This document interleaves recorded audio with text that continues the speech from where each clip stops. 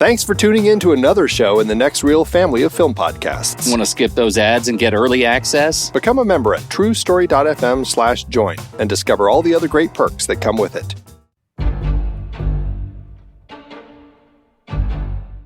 I'm Pete Wright. And I'm Andy Nelson. Welcome to the Next Reel. When the movie ends, our conversation begins. Sunset Boulevard is over. All right, Mr. DeMille, I'm ready for my close-up.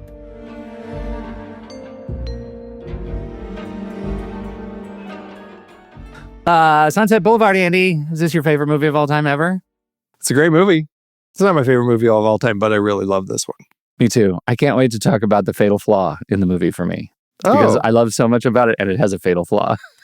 Interesting. I know. I didn't even see it coming. I didn't see it coming this time around, and I just went, hoo, when it happened. I shuddered. So you've never noticed it before, and now something has happened. Now it bothers me. Wow. Interesting. I know. What do you think about that? Yeah, I know. Amazing how things change. That fatal flaw does not involve Norma Desmond. Not even a little bit. Is it something that is going to affect your ratings and your overall feeling of the film? Nah, probably not. Okay. So it's a quibble. Fatal might be strong word. So it's a not quite fatal quibble is really what we're looking at. Yeah, well, I didn't want to say quibble because I feel like you cornered the market on quibble, and I need my own. I need to brand my own thing. Fatal flaw. So I'm starting with fatal flaw. I'm gonna ratchet back as we get to it. We'll see. I'll land on something. By the end, let's see where you land with it. All right. Yeah. Okay, this is the final film ending our series, the Platinum Performances, the 1950 Best Actress Oscar Race series. Here we are looking at Sunset Boulevard. We talked about All About Eve way back in our Bette Davis series. We've now added Born Yesterday and Caged.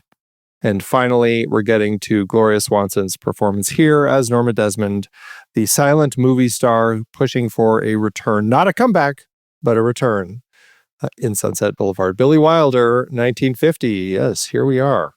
Okay. We have to start with Swanson, I think. She's the biggest thing in this movie, so that's exciting. What do you think of her performance?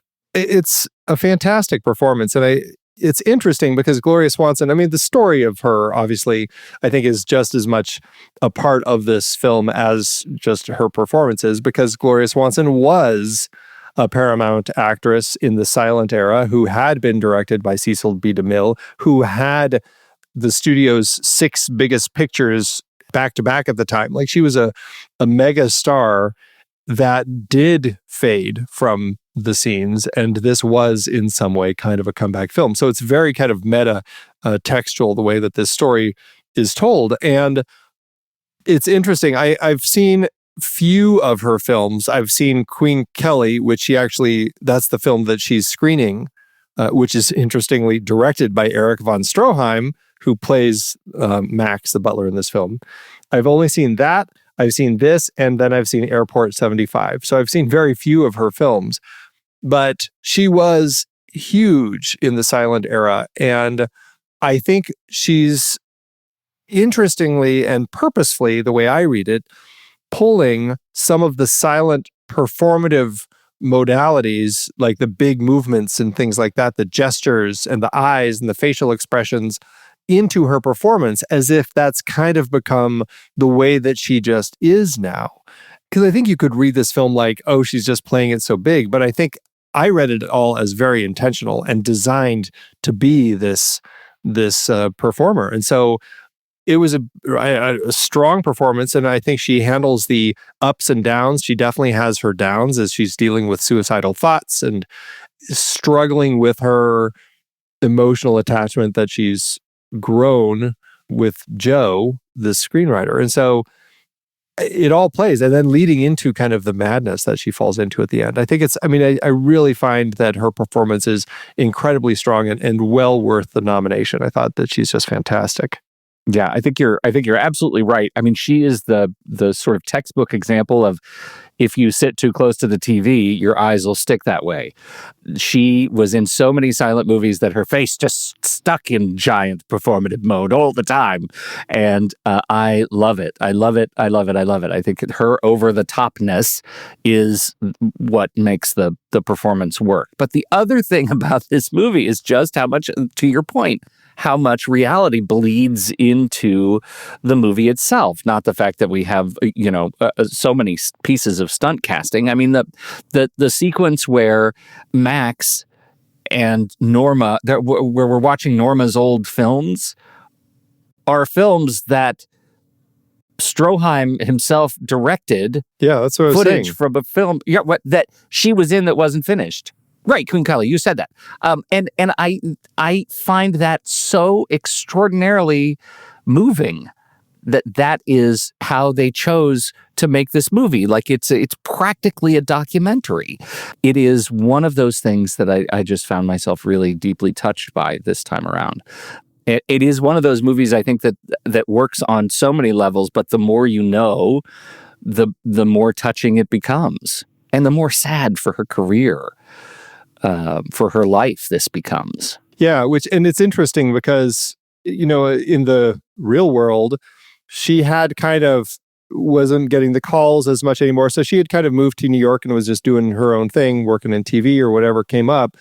And she got the call to do this. And after this, the only offers that she was then getting are similar characters of, these kind of past their prime older performers and things like that.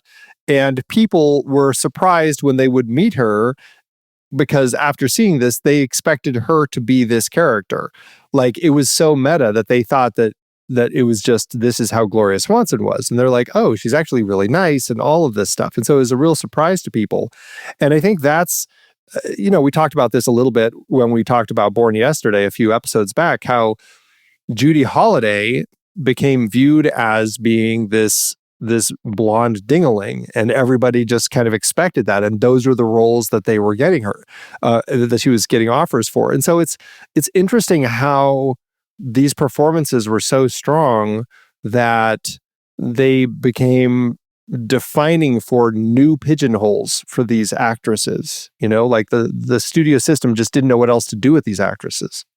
Yeah, it's a funny way to lock these actresses into something, right? It's not that there weren't opportunities coming, though I'm sure those opportunities were dwindling, but that there was, it turns out, only one trope left at a certain point. There was only one way to exist in Hollywood, and it was this, this one sort of model. And that it's just, I'm not sure how much has changed, although I have to tell you, I'm here watching Hacks right now, which is effectively a Sunset Boulevard story. And it's Jean Smart doing the absolute work of her career. I mean, it is just incredible and beautiful and daffy and heartfelt. And I could not help but think of this movie as I'm watching in parallel the story of Hacks. So I think she's absolutely transcendent. Yeah, I think that she's just really stunning in her performance here, and gives her all. And I think that's what's really exciting about it, is she clearly viewed this as an important performance for her career, and I think that it speaks to that, what she's doing here. So yeah. Okay, so the story itself. I skipped the story. Well, I thought we should, since we talked about her, I was thinking we should jump into William Holden as her opposite here. Awesome. Our second William Holden performance of this series, because he also is in Born Yesterday. And this is my favorite between the two. I just think that this is a very much kind of a film noir story, the way Billy Wilder and team crafted it. And I think that with the opening the way it is, finding William Holden floating in a pool, that fantastic shot under the water, which actually wasn't, but it's from above shooting into a mirror, reflecting. That shot is just haunting, like the way that he looks in the water there.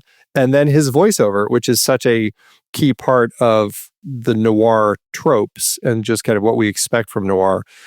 I love William Holden, and I'm trying to think like what some of my favorite William Holden performances are. This is up there. This, Wild Bunch, Bridge on the River Kwai, Network, Stalag 17 is a good one.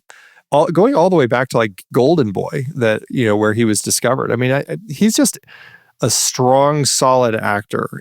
He's one of those people that it's like, I don't know if I've ever seen him in something where I stop seeing it as William Holden doing a performance. He just performs really well. It's not like he disappears into the role or anything. Kind of a George Clooney. Like, you never quite lose it, but you know how good he is. Yeah, exactly. He's a star. He's just a straight up, icon. I totally agree. He fits this part to a T. There is some complexity in making this believable because we know that he starts from a position of desperation.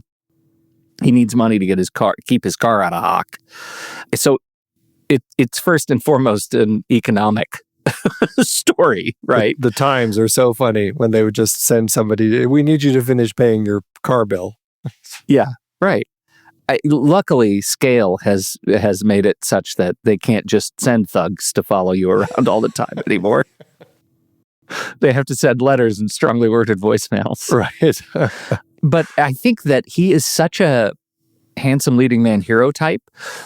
Like, starting this movie, I found myself wondering, am I going to believe it when he just sort of evolves into this weird relationship with her, this sort of sugar mommy kind of relationship with her? And I absolutely do. That is a bit of leading man sleight of hand that is unique, right? This is kind of a wackadoo story, and yet I believe it when he becomes comes onto her payroll and becomes such an integrated part of her life. Yeah, her new boy toy. It's very interesting to kind of see this depiction in here. And it's interesting to watch his performance because he's clearly frustrated with the situation, disappointed that this is his decision that he's made to kind of just stay along for this crazy ride. But it's like, sometimes you're in bed and you've made your bed and you're lying in it and you're like, I really need to get out of this bed. But it's comfortable, like I'm getting all this money and all this stuff. And, I have time I'm writing this terrible script, but I'm also having some time to write this other thing. But he looks kind of disgusted with himself often. And I think that's a strong way to play it, because I think that I buy into his frustration. He's a struggling writer. He needs the money. He needs a place to stay. He needs a car. He needs all of these things. And now he has it all. And he still is ostensibly a struggling writer. It's not like over the course of the story he's sold anything. Just because Betty has latched onto this screenplay of his that they're working on together, they still haven't made any money from it. So it's not like he's on payroll like she is, Right.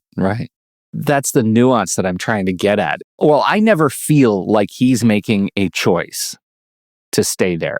His first choice was to stay there to help her with her script. But then he's just there, right? And time passes and suddenly he's just always there.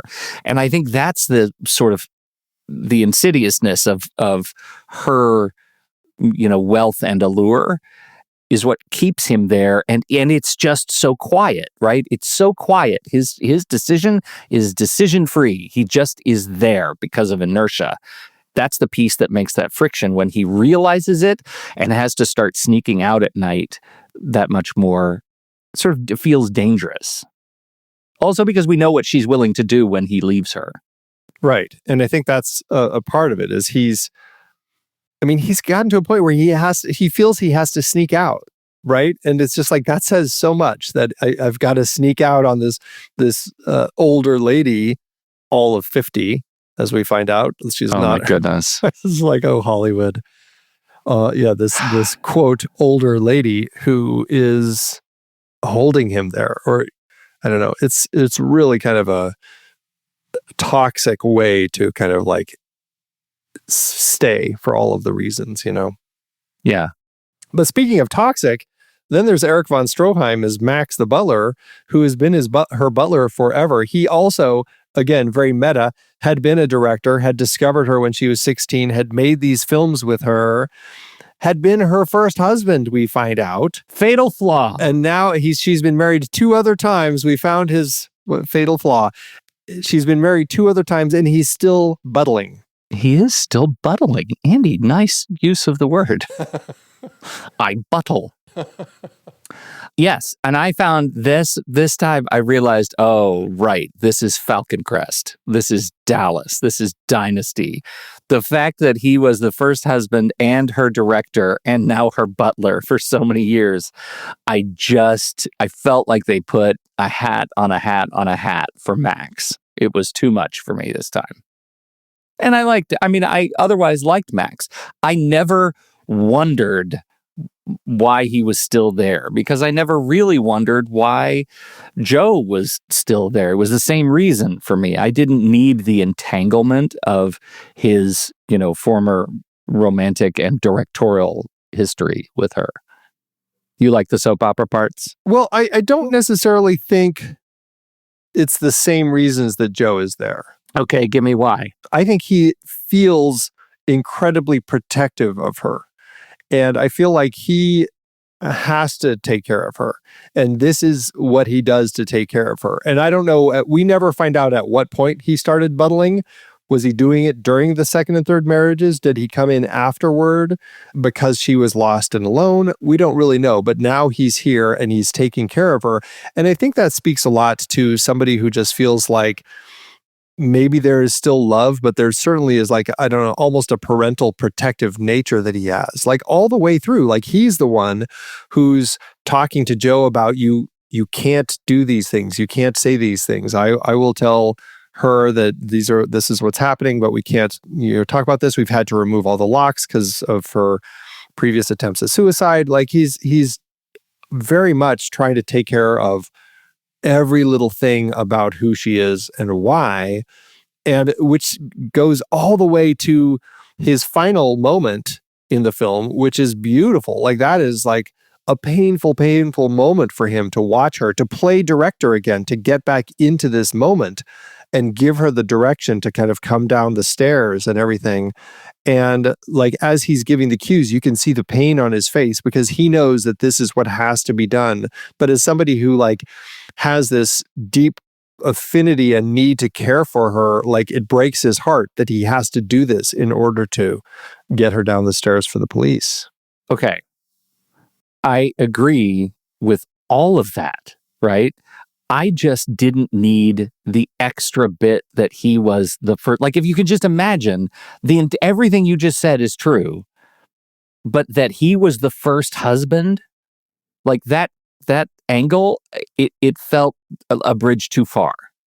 I understand absolutely the allegiance to spending a career with her, the love that develops over years and decades that makes this relationship what it is, and it, in all of its highs and its really disgusting sort of emotionally entangled lows. I get all of that, but I felt like the husband angle was too much. I even could give you the director angle, the discovery angle, because I think that plays into the sort of notorious kind of poisonous atmosphere of the studio system at the time. And that even works for me, and it keeps it in the realm of Hollywood duplicity. But the husband angle was, I just felt unnecessary. I preferred it being this professional than platonic love for this woman who is clearly year over year deteriorating a little bit more. And I thought that was really powerful. It just felt unnecessary, the husband bit. I guess I can see that.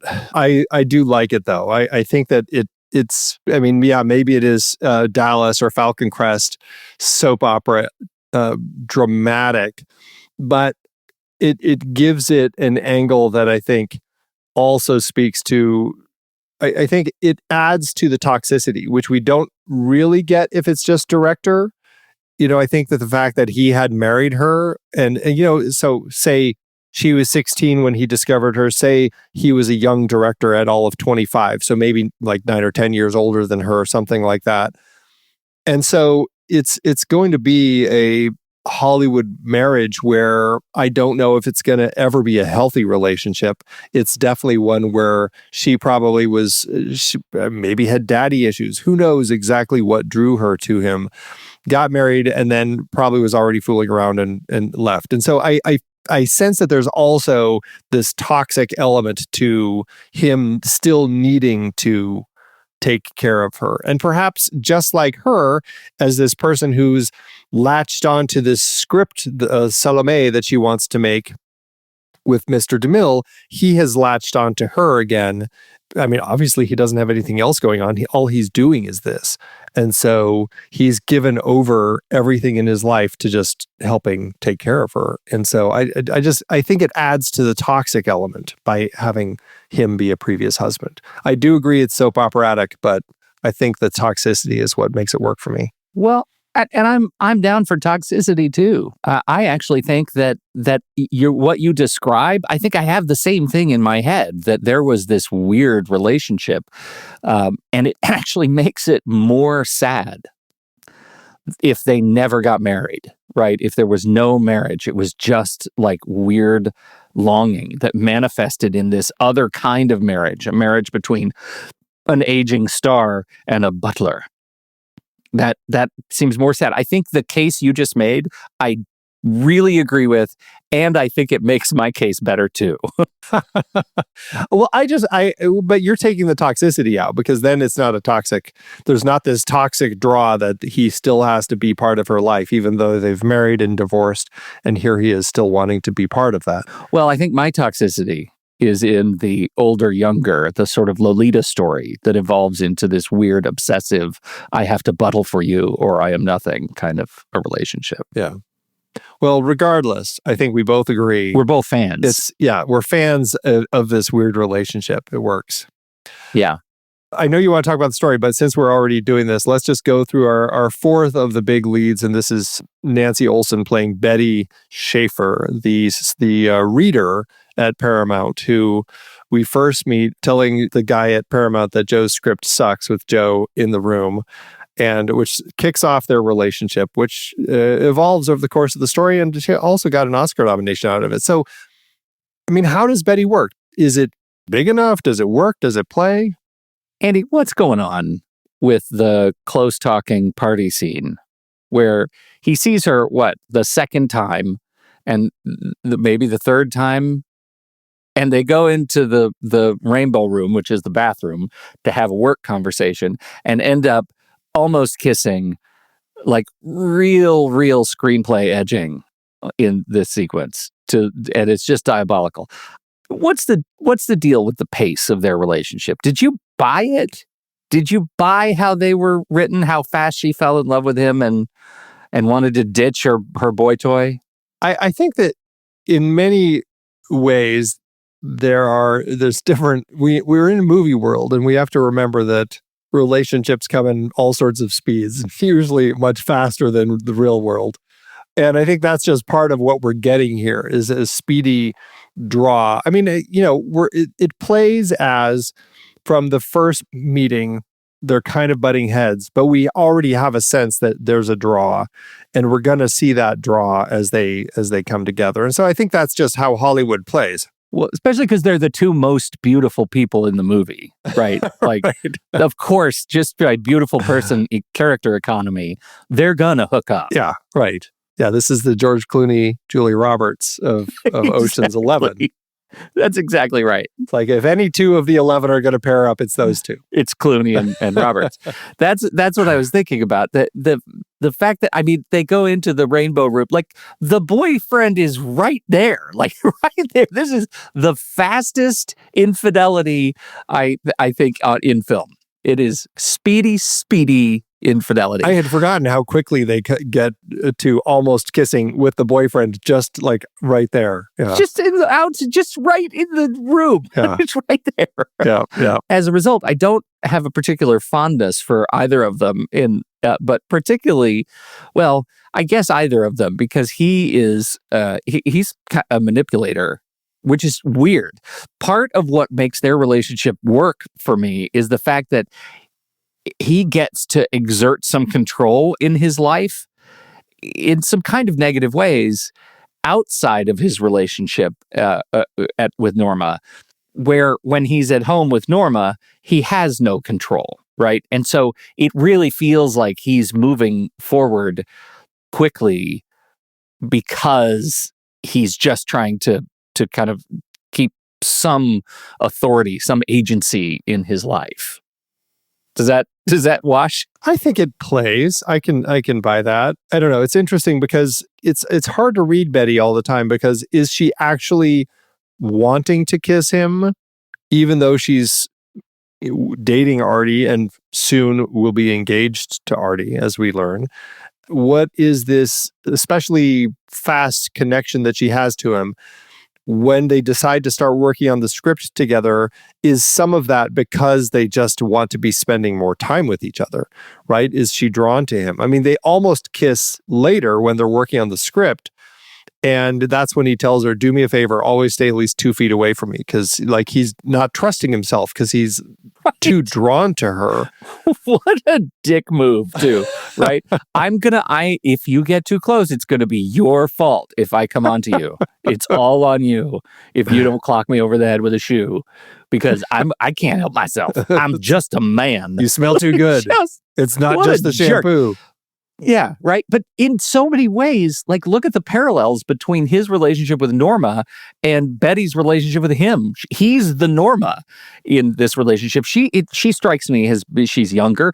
Do you buy that she's 22? Not sure that I buy that, but she's younger. She has things that she really likes about his writing. He's clearly done more writing. There is a sort of professional fondness that she sparks with him early on and develops a little crush on him in the industry. You could say that she's kind of out of control too, just the way he is with Norma. She was 22 when the film came out, just so you know. The actress wasn't. God, that crazy. Yeah. No way. Yeah. She probably looked 22 when she was 15 too. She probably looked 22 the day she died. Some people, man, it's her and Clooney. That's right. That's right. Your point's an interesting one, and it does make me wonder what their relationship would be like had he not ended up with Norma and living at her place. If none of that had happened, if he'd lost his car, whatever the case may be, but if after that conversation with Betty, when she rips on his script, presumably the next time they meet each other would have still been at that New Year's party. He still would have gone there. Mm-hmm. Not having Norma in his life and all of the frustration and everything he has with himself, would he have acted that way with Betty? That's a really good question. Knowing the movie that we have, probably so. But I like to think that he would have had more of a choice in the matter, right? That he would maybe not have had the need to exert his authority over his, like, he made the case that this guy is a friend of his, right? Like, that may have had additional weight on the relationship calculus. Yeah. Yeah. I don't think, he's such a middle of the road guy. You know what I mean? Like, from scene to scene, is he chaotic neutral? Is he chaotic good? Like, what did he roll for his stats? It just feels like he wavers back and forth. He's so contextually driven. And maybe that starts because he's in a state of economic woe. Well, and again, a lot of it is just because he's also the star of a film noir, right? Yeah, sure. He needs to be behaving this way. And I just think that goes to Billy Wilder and, his collaborator of many years, Charles Brackett, working on this screenplay along with D.M. Marshman Jr., who came on, knowing what story they were trying to tell. And I think that speaks to really Wilder, having worked, we've talked about his noirs, like we talked about Double Indemnity. He's a director who knows this type of story, and he knows that with this world that this is the sort of character we need to get out of Joe. And so I think it speaks a lot to the script and how well it's crafted. It really does feel like we put Joe in a maze of just bad decisions, and yet every decision he makes comes from an understandable reason. Right? Like I never question why. I mean, I understand how he gets himself into these positions and how one leads to another.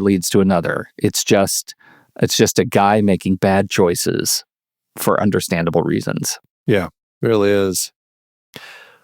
I mean, we've danced around the story quite a bit, but I mean, in general, the story is this young screenwriter who, as we said, he's broke. He can't afford his car. He hides out in this what appears to be abandoned house. Turns out it's not. It's the home of Norma Desmond. He ends up drawn into her web, where she hires him essentially as a writer to rework this massive, the piles of notes and everything of this script that is supposed to be her return, not her comeback. And again, she also falls for him. He becomes her boy toy. They have to live with Max. They have a funeral for her pet monkey, which is one of the, the first, when he comes into the place, that's how we start, because she mistakes him for the person who brings the coffin so that they can actually go bury this pet chimpanzee of hers that has died out in her backyard. It's a weird way to start the film. Just as a flag on the field, did you like that? Were you in favor of the monkey funeral? I thought it spoke very much to just the strange world that you have with some of these incredibly rich stars, where he shows up and he walks into, you're supposed to have brought the coffin for my pet chimpanzee. It's like, what? Like, it's such there's a line that Billy Wilder said when his cinematographer asked, like, what sort of lighting do you want this scene to look like? He's like, just your standard monkey funeral. Well, I'm in favor of it. Just as a short, we could move beyond it. I really enjoyed the fact that the first thing we get with Norma Desmond is preparations for the chimp funeral. I thought that was a really good touch and such awesome world building. And I admit, find it funny. I want to start with the voiceover, because this is a noir thing. Voiceovers be voiceovers. This voiceover is in the voice of Joe. And Joe, when we first see him, is dead. Joe is the body in the pool.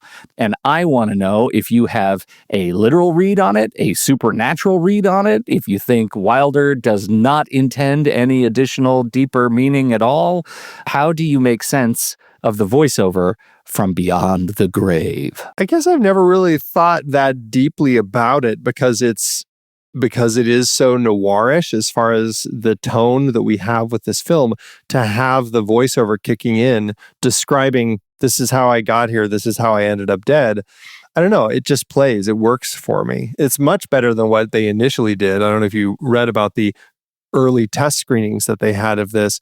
It was Joe in a funeral home, and he's brought in, and then he sits up, and all of the other dead bodies sit up, and they start talking about how they got to be where they are. And so then he relays his whole story. And audiences were cracking up because it was so silly with all these people who are supposedly dead sitting up and chatting. I'm so relieved that didn't stick.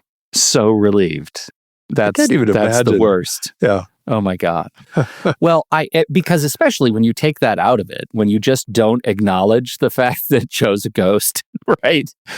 It really makes the whole movie this sort of deterministic roller coaster. Like, you already know that every bad choice Joe makes is going to lead to this inevitable outcome. He will be dead, and you get to hear him process everything up to the night of his death when the voiceover stops. And I think that has these awesome sort of reverberations to the idea that Hollywood itself is just a death machine. You can't We open with the death of the chimpanzee. Joe's dead. Everybody. It doesn't matter what role you play in Hollywood. Your economic desperation, your psychological entrapment with this aging movie star, whatever choices you make, you're going to end up dead in a pool. And I really like that. It's very dark, very bleak. I know. Yeah. I know. Like, there's a bit of a chilling realization when you know how it ends and he makes that last turn, like the tire falls off his car and he makes that turn into effectively the haunted driveway of Norma Desmond, the overgrown house, and he hides his car away in the garage. Like, that's the moment his death is sealed, right? It all starts from these idiots chasing him for running him down for $300. Yeah, it's a fatalistic view of film noir where they don't really have a choice. Like it's an inevitability that we're watching here. Like this is how your fate has been decided. I find that really that's compelling. And as I think I speak for us both, voiceover in general is a noted antagonist to a lot of films. I did not hate this one. Oh, good. I really like it. Yeah. The relationships, we have the ups and downs between Joe and Norma, and then we do have the growing relationship that happens with Joe and Betty. At a point when Artie has gone to Arizona on a project and is stuck in Arizona because it's supposed to be sunny and it's raining, they rewrite it for rain, they start filming, and now it's sunny. And so he's going to be there for a long time. So Betty and Joe fall for each other. And just as all of that is happening, and then Artie wants her to come out there, this is when Norma realizes there's the realization as to what's going on. And Betty figures it all out and she comes over to the house and has this confrontation with Joe after Norma has called. And Joe tells her essentially, get out, go to Artie, leave me. Like again, speaking to fate, he kind of realizes and decides, like, this is where I need to be. He doesn't leave. He stays here. Now he's packing his stuff, to leave her, but he won't go with Betty. How do you read that as far as his decision to push her away? Well, I think it has more to do with the fact that he's packing because he's recognized his deep emotional entanglement and financial entanglement with Norma, and to get rid of every other external feature in his life, he knows that he comes to the realization that that's bad for him. He needs to be free of his relationship with Norma Desmond. Now, I read it that he torpedoes his relationship with Betty because he knows Norma is watching and he doesn't want to actually leave her with any more of a broken heart than she's already going to have when he leaves. That's my sense of it. He finds it going to be easier for him to extract himself from the situation if she is not doubly brokenhearted. What do you think? So you think it's for Norma that he does that? Yeah. I read it that he does it, and I guess it actually could play into both. I read it that he did it for Betty because he's like, I have to push her away. I have to break her heart in whatever is going on with us because I recognize that I've become my own toxic mess, and I have to get her out of here to save her, push her back to Artie where things will go well for her. And I think we can have both. Yeah, I do too. I think that's definitely part of it. And I think that's part of his awakening in the movie. Like that's when he wakes up and realizes, oh, wait a minute, I can do stuff. We, of course, know that doing stuff will lead to him dead in a pool, but he does have choice. He has choice. And he doesn't have to be just a dumbass the whole time, right? He doesn't have to be a dirtbag scene to scene to scene, dressed in, fine cashmere. Vicuna, Pete. Vicuna. I don't even know what that is. What is vicuna? Vicuna is like an alpaca. It is? Yeah. Where does a vicuna live? I want to say they're also in South America, but I could be wrong. I had no idea you had a dark corner of your experience devoted to vicuna.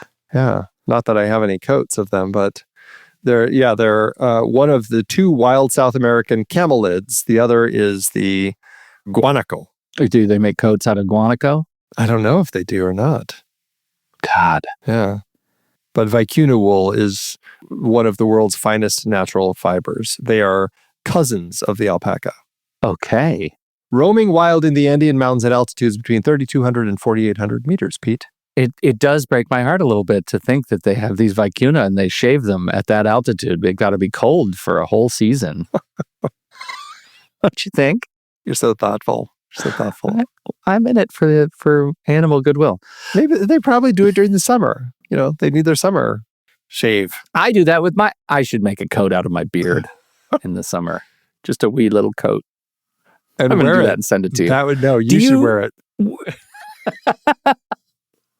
Gonna have a fat guy in a little coat experience. Okay. What else you got on your list for this movie? I think it's worth talking a little bit about the fantastic cameos that we have in the movie. Hedda Hopper and Sidney Skolsky, two famous Hollywood reporters, are just like very much gossip columnists and everything. They both appear. Hedda Hopper is the one who's on the phone at the end when the cops are trying to use the phone. She's like, "This is more important." It's a fantastic little scene. Cecil B. DeMille obviously is playing himself in here. But, you know, the ones that are, I think, the fun ones worth bringing up are Buster Keaton, Anna Q. Nilsson, and H.B. Warner as the three people playing bridge with her. And seeing the three of them is fantastic.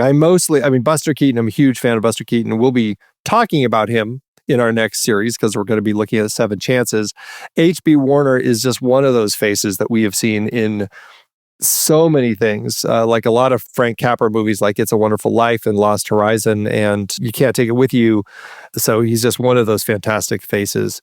And Anna Q. Nilsson is somebody who I really have seen very, very little of, but she was somebody who did continue performing in later years in films like Adam's Rib and stuff like that. That was really fun. He called them, what did he call them? The Waxworks? The Waxworks, yeah. That's really touching. So sweet. The Waxworks. Oh, it's another little interesting little nod. Oh, and speaking of our next series with Buster Keaton, her bed that she's sleeping in is in the shape of a boat that we see. Yeah. That boat, it was owned by a famous like opera singer or something like that. And it ended up, Universal bought it in 1920, and it ends up getting featured in The Phantom of the Opera, which we're also going to be talking about. Oh, I did not know that. I know. Weird little news bits to of me. history. I know. All right. We talked last time, because this movie came out the same year as Caged, we talked about the production code challenges. What did you notice about this movie and what it may or may not have gotten away with in 1950 code production territory? Well, I think that as far as whatever the relationship is between Norma and Joe, that they don't delve into it. You know, like I think the closest we see is him sitting down at one point and she's leaning back on him or something like that. Like it doesn't delve into like them waking up in bed together or anything like that. So I think those are some elements that we see of them playing it safe, even though they're talking about it, you know?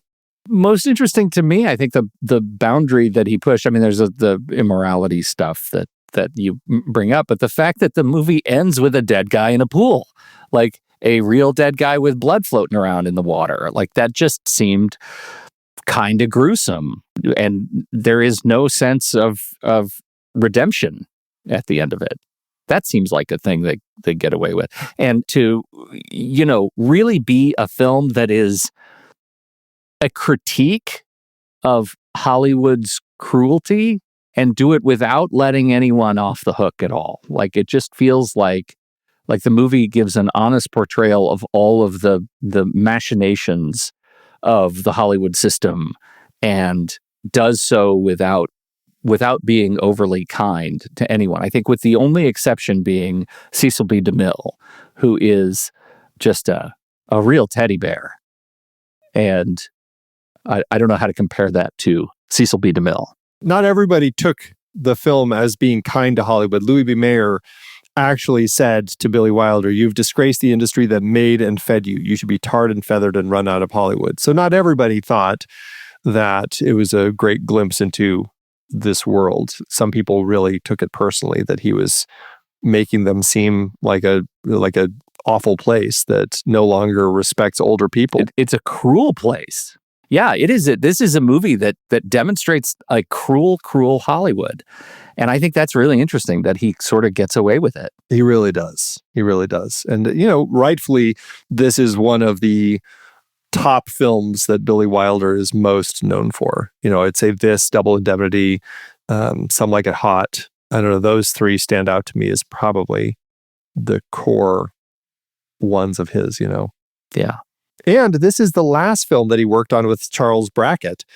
It's interesting because they had been collaborating for so long, and then they got to a point where they weren't sure if they were like starting to be tone deaf because it's writing Hollywood, and so they brought on a film critic, that's D.M. Marshman Jr., who helped come up with some of the stuff in the script and ended up getting credited and winning an Oscar for it and everything. So was very appreciative of his role with this, but ended up not really having much of a career after this. I think that, he's the one who came up with the line, "As long as the lady's paying for it, why not take the vacuna?" But yeah, he had 2 more writing credits in Second Chance and Taxi, but never really took off. So ended up going and working in advertising. But Charles Brackett said it was a big surprise when Billy Wilder told him that they're not going to work together anymore. It wasn't like an angry breakup or anything like that. It's just, hey, I think I'm going to start writing my own sort of stuff or something like that. Didn't know why, and just always was kind of like scratching his head as to like what happened, Yeah.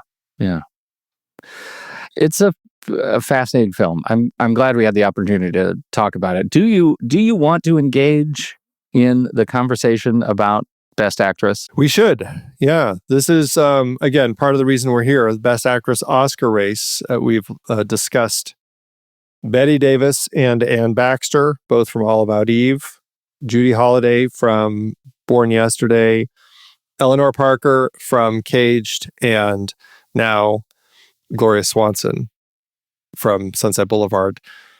People say because Bette Davis's role and Gloria Swanson's role as older actresses and battling with their age in the system kind of canceled each other out, which is why Judy Holliday surprised everybody by winning, even though everyone was expecting either Bette Davis or Gloria Swanson to win.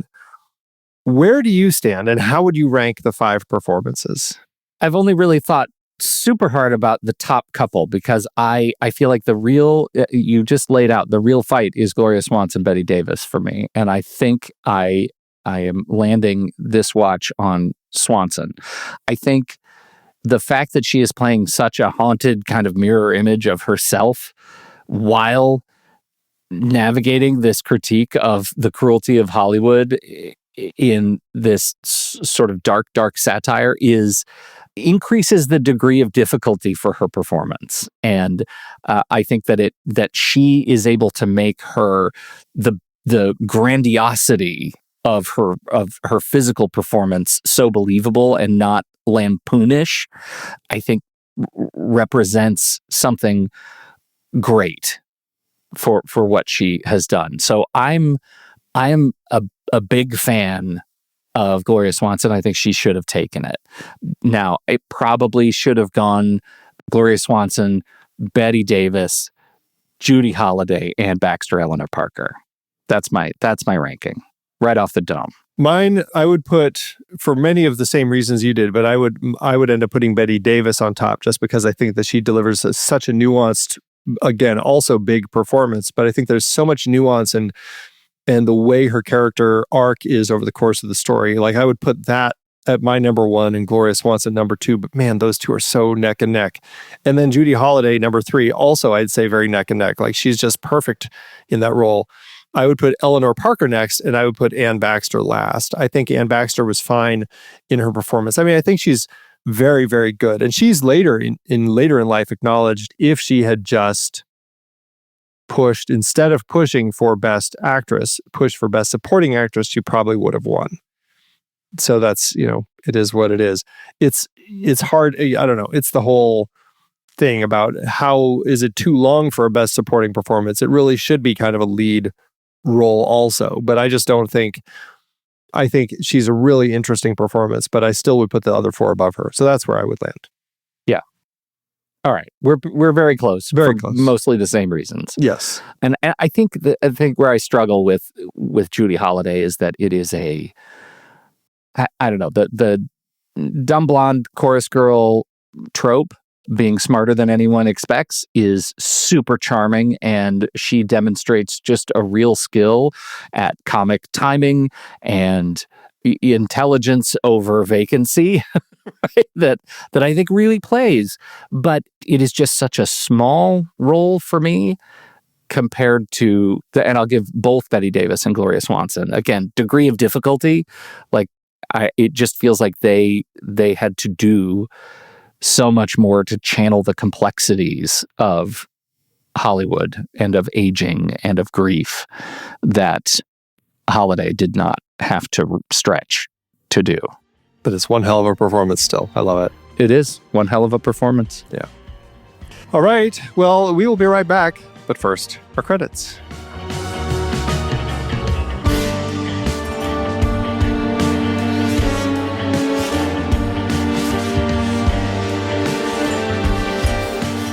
The Next Reel is a production of True Story FM, engineering by Andy Nelson, music by Rotem Cinnamon, Ian Post, Oriel Novella, and Eli Catlin. Andy usually finds all the stats for the awards and numbers at the-numbers.com, boxofficemojo.com, imdb.com, and wikipedia.org. Find the show at truestory.fm, and if your podcast app allows ratings and reviews, please consider doing that for our show.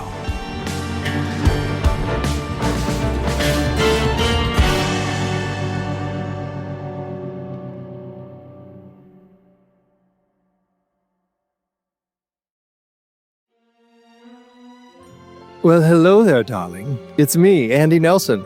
No, not the re-recording mixer. Yes, I know he's the one with the Oscars. I'm the other Andy Nelson. Yes, that one. Anyway, you may think my glory days are behind me, but I'm here to tell you that the magic of cinema never fades, and neither does my love for the silver screen. Just like my palatial home on Sunset Boulevard, Letterboxd is a grand destination for movie lovers like you and me. It's a place where we can come together to celebrate the timeless allure of film, to revel in the memories of our favorite performances, and to discover new cinematic treasures that will take our breath away.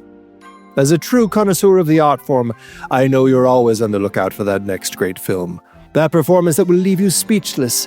And darling, let me tell you, Letterboxd is the key to unlocking a world of cinematic wonders. Imagine having your own private screening room, where you can explore the vast landscape of film history and connect with fellow devotees who share your passion. That's what Letterboxd offers, and so much more. And just like how I'm inviting you into my world, Letterboxd is extending an exclusive invitation to join their inner circle. Simply head over to thenextreel.com/letterboxd, or sign up directly on Letterboxd and use the code NEXTREEL to receive a tempting 20% off your membership. This code works for both new signups and renewals, so everyone can indulge in the glamour of Letterboxd. With a Letterboxd Pro or Patron membership, you'll have access to a bevy of features that will make you feel like a true Hollywood insider. From ad-free browsing to personalized stats and streaming service notifications, you'll have everything you need to fully immerse yourself in the intoxicating world of cinema. So, darling, what do you say? Will you accept my invitation to join me on Letterboxd? Together we can keep the magic of the movies alive, just like the spirit of the golden age that still flickers within the walls of my cherished home. Visit thenextreel.com/letterboxd, or sign up on Letterboxd now with the code NEXTREEL and let the Dream Factory welcome you with open arms. Remember, we didn't need dialogue. We had faces then, and we have them now, preserved forever on Letterboxd. Join me, won't you? Sequels and remakes, Andy. Oh, man. DNA of Sunset Boulevard is everywhere. It is everywhere. What are the other ones that you've seen? Well, what have I seen? Well, let's see. First of all, there's a radio play in 1951. So, they always tended to do that back then. There's a lot of movies that play homage or discuss it. Soap Dish, fantastic movie. The Player, we've talked about on the show, great movie. Gods and Monsters, great movie. Mulholland Drive, great movie. Be Cool, never saw that one. And Inland Empire, great movie. And also the ending of Cecil B. Demented, another I haven't seen, is a parody of Sunset Boulevard's final scene. There have been several failed musicals attempted over the years until finally Andrew Lloyd Webber's musical in 1993 with Patti LuPone out in the West End, and then Broadway in 94 with Glenn Close. Now, there has been in talks for quite a while a film adaptation of the musical with both Close and Andrew Lloyd Webber producing, with Close still playing Norman, in development at Paramount Pictures, Rob Ashford directing, Tom McRae writing. It was supposed to start filming in 2019, but it was delayed with COVID, and then Paramount put it on hold in 2021. 2024, Close said it's still moving forward. New director, though. 2025, just this year, they said that they were still in talks to have her play Norma in the film. Who knows what's going on with it? So, and I've never seen that. Have you seen the musical? I've heard it. I've listened to it, but I've never seen it. Okay. I don't care for it. Oh. I've soured on a lot of Andrew Lloyd Webber. Interesting. Stuff. Interesting. Yeah. Other than that, it has been something that has been referenced so many times in TV and music. Politics. I don't know how much I want to go into the political story of this, but our current president says this is one of his favorite films, if not his favorite film, and has shown it many times in the White House. Also, weirdly, wrestling. It's also, something. I think in Australia, in some Australian wrestling, there's a whole, wrestlers, a whole storyline that has been pulled from this. So, wow. Yeah, weird stuff. I don't follow it. I would not be able to recognize that. Yeah. How to do an award season. It's a big one. 21 wins, 20 other nominations. At the Oscars, it had 11 nominations. At the time, it was one of the most nominated films. And one of the films that had all 4 acting categories nominated with no wins. I think that's only happened like 3 times. Holden was nominated for actor in a leading role, but lost to Jose Ferrer and Cyrano de Bergerac. Eric von Stroheim was nominated in supporting role, but lost to George Sanders in All About Eve. We already talked about Swanson losing Best Actress to Judy Holliday, and Olsen lost Best Supporting Actress to Josephine Hull in Harvey. They won Best Art Direction Set Decoration, lost Best Black and White Cinematography to The Third Man, lost Best Director to All About Eve, lost Best Editing to King Solomon's Mines, won Best Music Scoring of a Dramatic or Comedy Picture, won Best Writing, Story, and Screenplay, and lost Best Picture to All About Eve. So, All About Eve was a big one. Yeah. At the WGA Awards. It did, however, win there for Best Written American Drama. And at the Cahiers du Cinéma Awards, it was nominated for Best Film and ended up coming in 8th place. They actually just rank them behind, in this case, The River, Diary of a Country Priest, Miracle in Milan, The Young and the Damned, All About Eve, which still beat it, Miss Julie, and Story of a Love Affair. Wow. I know. Last but not least, in 1989, Sunset Boulevard was included in the first group of films selected for preservation in the National Film Registry. Huh. Okay. It's a terrific film. I'm excited about our next segment because I think you might have something to report. How did it do at the box office?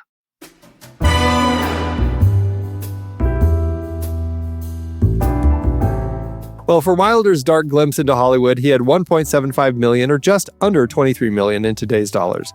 The movie opened August 10th, 1950, though weirdly, I also see that it premiered a week earlier in Turkey, of all places. Wow. Who knows if that's accurate?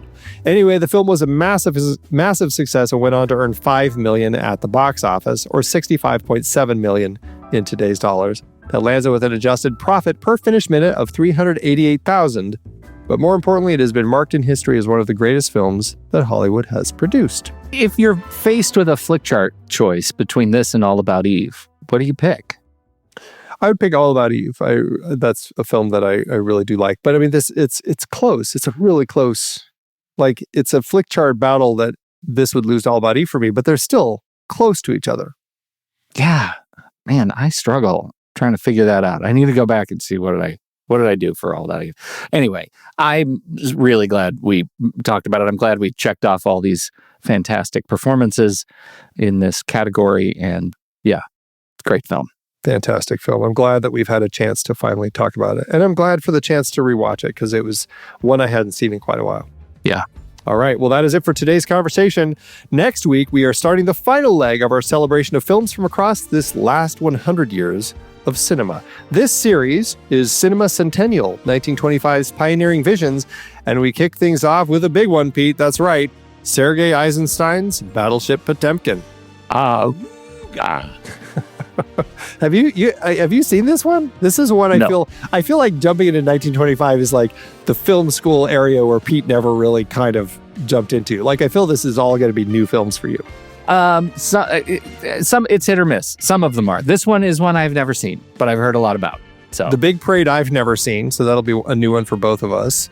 The Phantom of the Opera. Have you seen the 1925? Yes. Have you seen the 25 version or the that'll be one we'll have to see if we can find the 1925 version because they re-released it in like 1929 with sound and some new sound sequences. Okay. I feel like I've seen that one. I went through a big Phantom of the Opera phase and saw all of as many of the adaptations as I could get my hands on. Nice. And I believe I went back that far. But 25 is, we're getting into some serious territory. And same thing with the Gold Rush, because Charlie Chaplin did that in 1925, and then he re-released it with new audio and everything in the 40s. And so we need to make sure we're watching the 25 version. And then Buster Keaton's Seven Chances, which is just a fun one. Yeah. Okay. Well, it's a hell of a year. It'll be an interesting series. Hell of a year. And our members voted. We're talking about Ben-Hur, A Tale of the Christ, which I've never seen. So not that Ben-Hur. Also, not that Ben-Hur. Yeah. Right. Yeah. Should have been. It should have been called that in the re-release. Not that Ben. The one we know should have been called Not That Ben-Hur. Right. Okay. All right. Well, we will be right back for our ratings.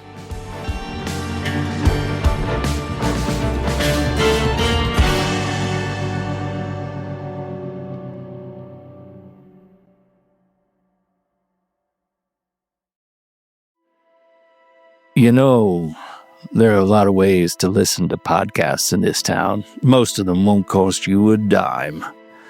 But there's one thing about free. You get what you pay for. No bonus episodes, no early access, and those ads, they never stop coming. The Next Reel member community, it's different. For the price of less than a movie ticket a month, you get bonus episodes, early access, in-episode bonus content the regular audience never gets to hear in your own personal podcast feed. It's ad-free. You can join us for the live stream recording sessions. And, oh yeah, the Speakeasy back door for exclusive channels in our Discord community. But here's what really matters. You're directly supporting the podcasts you love. See, in this business, nothing lasts forever. Shows come, shows go. Hosts disappear. But when you join the Next Reel member community, you're keeping the lights on. You're making sure we're still here, still talking about films that matter. So join us at truestory.fm/join. After all, we're ready for our close-up. Are you? Letterboxd, Andy. Oh, Letterboxd, what are you going to do? Is this an easy one? This is an easy one. It's an easy one. This is absolutely 5 stars on heart. I just love this movie. 5 stars on a heart. It is, for crying out loud. And it's exactly what I gave All About Eve. I don't even know which end is up anymore. Yeah, it's tough. They're great films. It's a good year. Yeah. Good year. Yeah. Well, that averages out to 5 stars and a heart. You can find that on our account at Letterboxd at The Next Reel. You can find me there at Soda Creek Film. You can find Pete there at Pete Wright. So, what did you think about Sunset Boulevard? We would love to hear your thoughts. Hop into the Show Talk channel over in our Discord community, where we will be talking about the movie this week. When the movie ends, our conversation begins.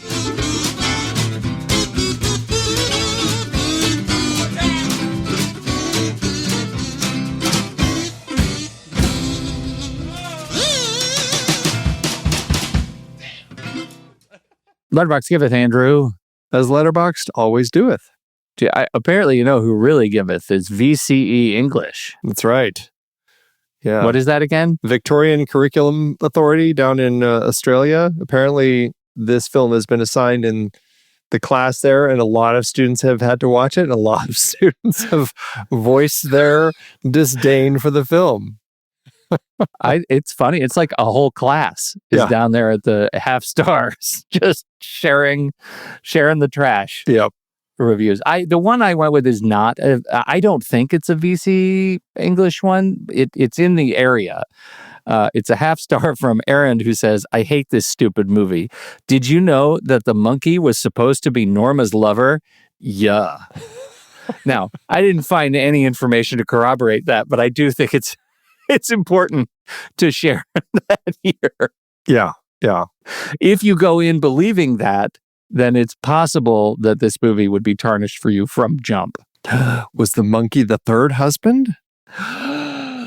Oh my God, Andy. Oh my God, they were all in the house at the same time. Oh my God. All right, well, I have a half star by Molly Hanley, who says, R.I.P. Norma, you would have loved Skip the Dishes, Botox, Tinder, and the mute button on Zoom.